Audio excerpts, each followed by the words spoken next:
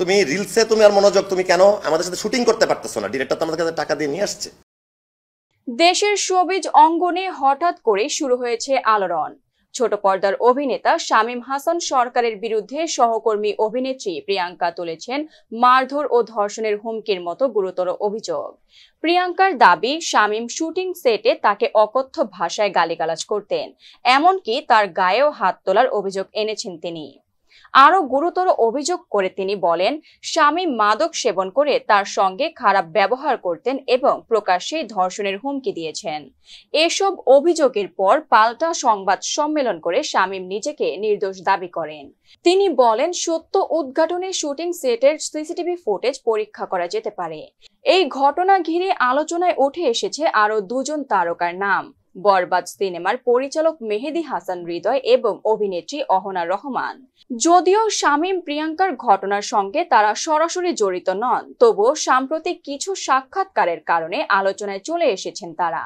অহনার সঙ্গে নিজের সম্পর্কের বিষয়ে খোলাসা করে শামীম বলেন, অহনা এর আগে মেহেদী হাসান হৃদয়ের সঙ্গে সম্পর্কে ছিলেন।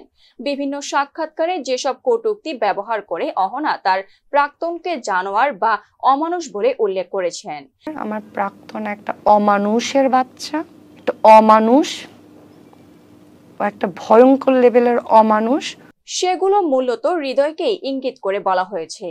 আরেক গণমাধ্যমকে দেওয়া সাক্ষাৎকারে শামীম দাবি করেছেন অভিনেত্রী অহনা ডাবল টাইমিং করেছেন, অর্থাৎ একই সঙ্গে মেহেদী হাসান হৃদয় ও তার সঙ্গে প্রেমের সম্পর্ক চালিয়ে গেছেন অহনা।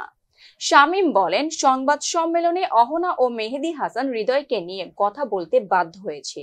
যদিও আমার হয়তো হৃদয়ের নামটা বলা উচিত হয়নি, তবে না বলেও উপায় ছিল না। তাদের প্রায় 5 বছরের সম্পর্ক ছিল, যেখানে আমার সঙ্গে অহনার সম্পর্ক ছিল 7 মাস। অহনাই কিন্তু ডাবল টাইমিং করেছে। সংবাদ সম্মেলনে মেহেদী হাসান হৃদয়ের নাম উল্লেখ করার কারণ হিসেবে তিনি বলেন, সম্প্রতি অহনা একটি সাক্ষাৎকারে তার প্রাক্তনকে অমানুষ, জানোয়ার বলে মন্তব্য করেছেন। এরপর ফেসবুকে অনেকেই সেই ভিডিওর কমেন্ট বক্সে আমাকে মেনশন করছেন। তারা বলছেন শামীমই ছিলেন অহনার প্রাক্তন। শুধু তাই নয়, যে মেয়েটা আমার বিরুদ্ধে ধর্ষণের হুমকি দেওয়ার অভিযোগ তুললেন, সে নিজেও 5 দিন আগে অহনার সেই সাক্ষাৎকার শেয়ার করে আমার দিকে আঙুল তুলেছেন। তাই আমার মনে হয়েছে সকলের জানা উচিত বিষয়টা। আমার মনে হয় মেয়েটা যদি সেক্সুয়ালি হ্যারাসমেন্ট হয়ে থাকে, তাহলে ওই টিকটক যে করতেছিল সেটা তার আনোয়ার ভাইয়ের সাথে ঘটেছে। যদি